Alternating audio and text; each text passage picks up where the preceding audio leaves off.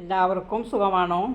ഇന്ന് ഞാൻ ഉണ്ടാക്കുന്നത് ചിക്കൻ കറി എങ്ങനെയാണെന്ന് ഉണ്ടാക്കാമെന്ന് എളുപ്പത്തിലുണ്ടാക്കാം. അതിന് ഞാൻ പച്ചമുളക്, പിന്നെ മുഴുവൻ മല്ലി, പെരുംജീരകം, ഗ്രാമ്പു, പട്ട ഇതൊക്കെ വറുത്ത് പൊടിച്ച് എടുത്തതാണ്. പിന്നെ ഒരു അരമുറി നാളികേരം കൊത്ത് ചെറിയ പീസാക്കി അരിഞ്ഞെടുത്തത്.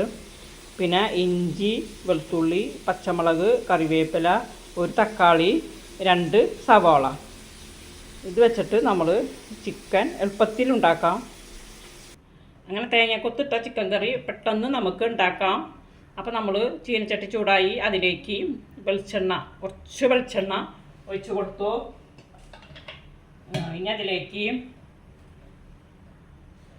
ഇഞ്ചി, വെളുത്തുള്ളി, പച്ചമുളക്, കറിവേപ്പില ഇട്ട് കൊടുത്തു.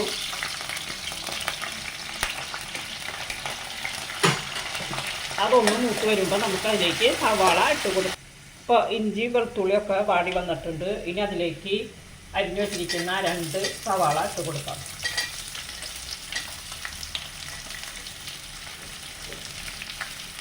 ഇനി ഇതൊന്നും വാടി വരക്കാം. നമുക്ക് സവാള വാടാനുള്ള ഉപ്പ്, നമ്മൾ ഇറച്ചി 1/2 കിലോ ഇറച്ചിയാണ്. അത് കുരുമുളകും പൊടി, മഞ്ഞൾപ്പൊടി, ഇഞ്ചി വെളുത്തുള്ളി പേസ്റ്റ്, നാരങ്ങനീര് ഒക്കെ ഇട്ടിട്ട് പരത്തി വെച്ചിരിക്കുന്നതാണ്. അപ്പോൾ ഇതൊന്ന് വാടി വരട്ടെ. അപ്പോൾ അതിൽ ഉപ്പുണ്ട്. അപ്പോൾ ഇതിൽ ചുണ്ടുപ്പ് മതി. അങ്ങനെ സവാളയൊക്കെ ബ്രൗൺ കളറായിട്ട് വരുന്നുണ്ട്. ഇനി നമുക്കതിലേക്ക് പൊടിച്ച് വെച്ചിരിക്കുന്ന പൊടി ചേർക്കാം.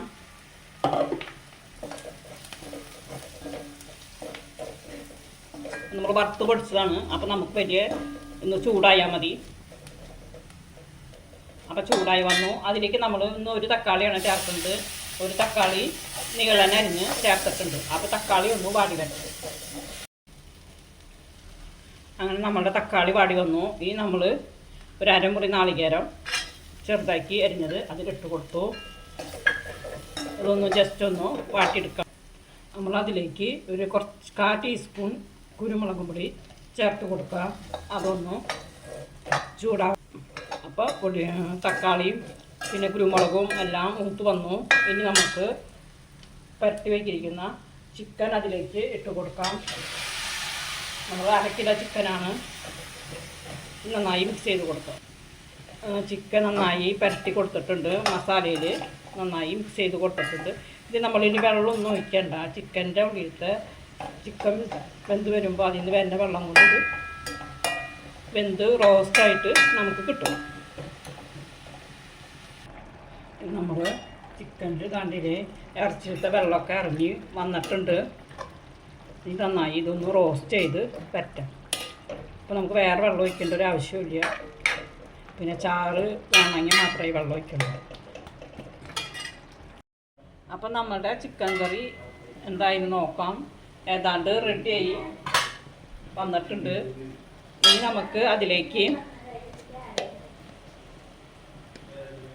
ഇത്രയ്ക്ക് കുരുമുളക്, ചെറിയ സ്പൂണാണ്, ഏറ്റവും ചെറുതാണ്. ഇത്തിരി കുരുമുളകും പൊടി ഇടാം. പിന്നെ നമുക്ക് ഇത്തിരി ഗരം മസാലപ്പൊടിയാണ് ഇട്ടിരിക്കുന്നത്. ഇനി നല്ലോണം നമ്മളൊന്ന് മിക്സ് ചെയ്ത് കൊടുക്കാം. തേങ്ങാക്കൊത്തിട്ട ചിക്കൻ കറി എന്ന് പറഞ്ഞാൽ എല്ലാവർക്കും ഇഷ്ടമാണ്.